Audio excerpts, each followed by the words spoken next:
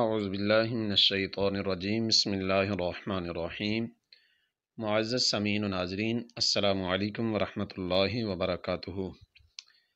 عمومی طور پر جب ذی الحج شریف کا چاند نظر آتا ہے تو بہت سارے دوست احباب یہ سوال کرتے ہیں کہ آیا کہ جس بندے نے قربانی کرنی ہے اس کے لیے زیر ناف بال اور ناخن وغیرہ کاٹنا درست ہے یا کہ نہیں۔ تو آئیے اس کے بارے میں قرآن و حدیث کی رہنمائی ہم لیتے ہیں کہ شریعت ہماری اس بارے میں کیا رہنمائی فرماتی ہے۔ جس نے قربانی کرنی ہو، حدیث پاک میں اسے ذو الحجہ کا چاند طلوع ہونے کے بعد سے قربانی تک اپنے بال اور ناخن کاٹنے سے منع فرمایا گیا ہے، لیکن یہ حکم وجوبی نہیں بلکہ استحبابی ہے، یعنی اس پر عمل کرنا بہتر ہے۔ لہذا اگر کسی نے بال یا ناخن کاٹ لیے تو گناہ گار نہیں ہوگا۔ یہاں یہ بات واضح رہے کہ منہ زیر ناف بال اور ناخن وغیرہ 40 دن کے اندر کاٹنا ضروری ہیں۔ 40 دن سے زائد بڑھانا مکروہ تحریمی، ناجائز اور گناہ ہے۔ لہذا اگر کسی نے کئی دن سے ناخن یا منہ زیر ناف اور بغل کے بال نہ کاٹے ہوں اور قربانی تک نہ کاٹنے سے 40 دن سے زائد کا عرصہ ہو جائے گا تو اب وہ اس مستحب پر عمل نہیں کر سکتا۔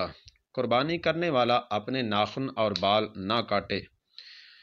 چنانچہ صحیح مسلم میں حضرت ام سلمہ رضی اللہ تعالی عنہا سے مروی ہے کہ رسول اللہ صلی اللہ تعالی علیہ وآلہ وسلم نے ارشاد فرمایا، جس کے پاس قربانی کے لیے جانور ہو تو جب ذی الحجہ کا چاند طلوع ہو جائے وہ اپنے بالوں اور ناخنوں سے کچھ بھی نہ کاٹے حتیٰ کہ قربانی کر لے۔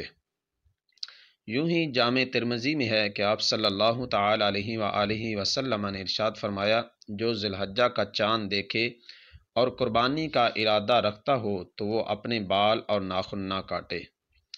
مرآت المناجی میں ہے کہ جو امیر ہو یا غریب، اگر امیر کے اوپر قربانی کرنا واجب ہے یا فقیر ہے، اس نے نفلاً قربانی کرنے کا اس کا ارادہ ہو، وہ بقرہ عید کا چاند دیکھنے سے قربانی کرنے تک ناخن، بال اور مردار کھال وغیرہ نہ کاٹے، نہ کٹوائے، تاکہ حاجیوں سے قدر مشابہت ہو جائے کہ وہ لوگ احرام میں حجامت نہیں کرا سکتے اور تاکہ قربانی ہر بال ناخن کا فدیہ بن جائے۔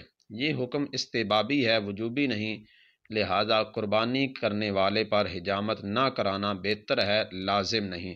اس سے معلوم ہوا کہ اچھوں سے مشابہت بھی اچھی ہے۔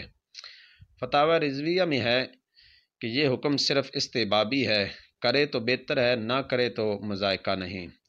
نہ اس کو حکم عدولی کہہ سکتے ہیں، نہ قربانی میں نقص آنے کی کوئی وجہ ہے، بلکہ اگر کسی شخص نے 31 دن سے کسی عذر کے سبب خواہ بلا عذر ناخن نہ تراشی ہو، نہ خط بنوایا ہو کہ چاند ذی الحجہ کا نظر آ گیا ہو تو وہ اگرچہ قربانی کا ارادہ رکھتا ہو اس مستحب پر عمل نہیں کر سکتا۔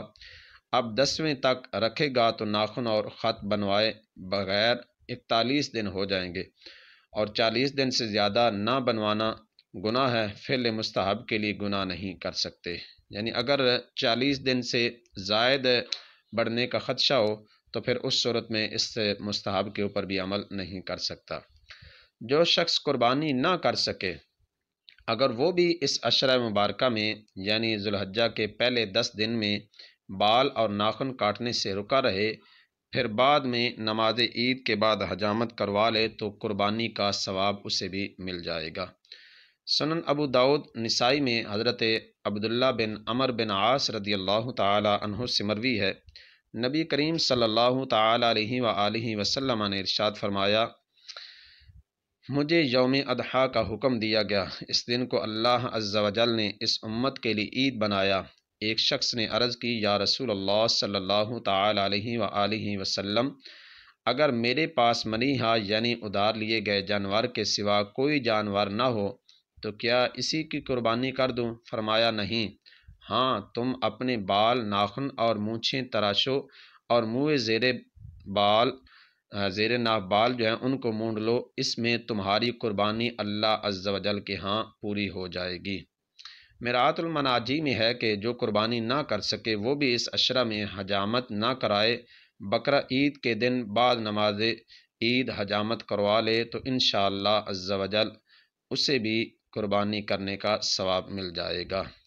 صدر الشریعہ مولانا مفتی محمد امجد علی اعظمی علیہ الرحمہ مذکورہ حدیث پاک ذکر کرنے کے بعد فرماتے ہیں، یعنی جس کو قربانی کی توفیق نہ ہو اسے ان چیزوں کے کرنے سے قربانی کا ثواب حاصل ہو جائے گا۔ اللہ رب العالمین ہمیں ان باتوں کو سمجھنے کی توفیق عطا فرمائے۔ واللہ اعلم عز و جل ورسولہ اعلم، صلی اللہ تعالی علیہ وآلہ وسلم۔